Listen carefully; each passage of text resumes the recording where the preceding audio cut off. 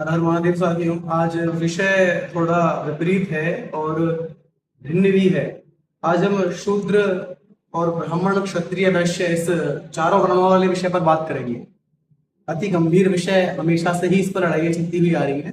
आज का हमारा लेकिन ये रहेगा कि किस प्रकार से शूद्र व्यक्तियों ने स्वयं ही स्वयं का विनाश कर लिया बिना शास्त्रों को जाने, और ऐसा समझ करके कि हमको वेद पढ़ने का अधिकार नहीं है, या फिर हमको ब्राह्मणों ने हमसे बहुत सारे अधिकारों को छीन लिया। यदि किसी व्यक्ति को इस वीडियो से ठेस पहुंचे किसी के हृदय को, तो उसके लिए धन्यवाद करेंगे। तो जब अभी के समय में भारत में जितने भी शूद्र हैं तथा कथित, जो कि सरकार कहती है कि ये शूद्र हैं, जो उनको सर्टिफिकेट देती है, उनके पास में उनको आरक्षण दे करके उन्हीं के ऐसे लोगों ने जिनसे कि शूद्र व्यक्ति या वो लोग आशा रखते हैं, उन्हीं ने उनको आरक्षण दे करके उनका पूरा बेड़ा गर्क कर दिया। जब ब्राह्मण व्यवस्था थी या फिर जब शास्त्र व्यवस्था थी, तो पूरे विश्व की या फिर पूरे भारत की 80% तक की जीडीपी को केवल शूद्र ही संभालता था।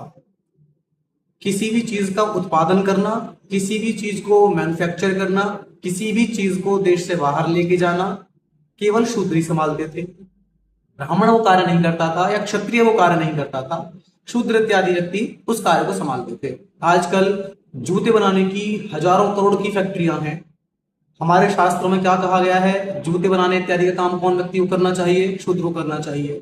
किसी भी व्यक्ति का उत्पादन, किसी भी चीज का, वस्तु सामग्री का उत्पादन किसको करना चाहिए? शूद्र को करना चाहिए। मैंने कुछ चीजें लिखी हैं, जैसे कि बुनकर, जो कपड़े बुनने वाले होते हैं, वो काम किसके लिए था? शूद्रों के लिए। धोबी का काम किसके लिए था? शूद्रों के लिए। जो रंगाई का आज इतना बड़ा बिजनेस बन चुका है, ये काम किसके लिए था?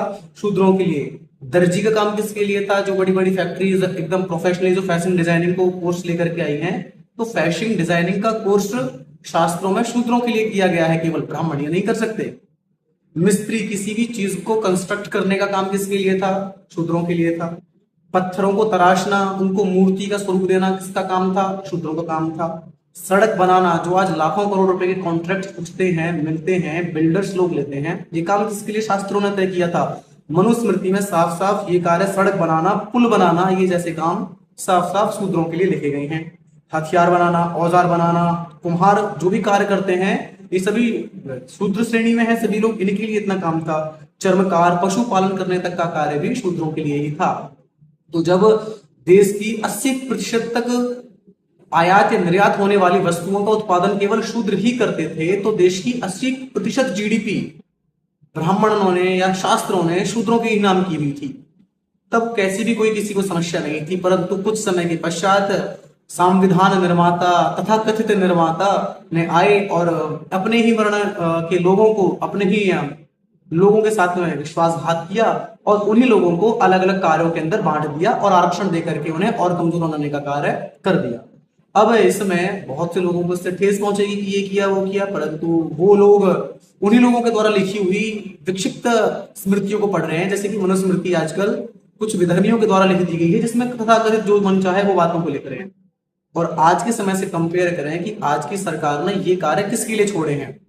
हमारे समय में तो हमारे शास्त्रों की आज्ञा थी कि 80%, 90% काम जो भी हो वो केवल शूद्र व्यक्ति ही संभालें और देश को आगे बढ़ावे, सेवा का कार्य जो भी हो वो वही संभालें। परंतु आज के समय में आरक्षण जीवी इन लोगों को बना करके ये सब का सब काम उच्च वर्णीय लोगों के अंदर या फिर उन लोगों के अंदर बांट दिया गया जिनको इनकी कदर ही नहीं है। और फिर इसका नुकसान क्या हुआ? शूद्रों के पास में उनका 8% तक की जीडीपी भी नहीं रह गई है। उनके लिए क्या काम दे दिया गया? केवल 10% तक आरक्षण दे करके या 50% आरक्षण दे करके बस उनको एकदम आलस्यकारी, पूरा एकदम कंफर्टेबिलिटी में लाइफ जीने वाला व्यक्ति बना दिया।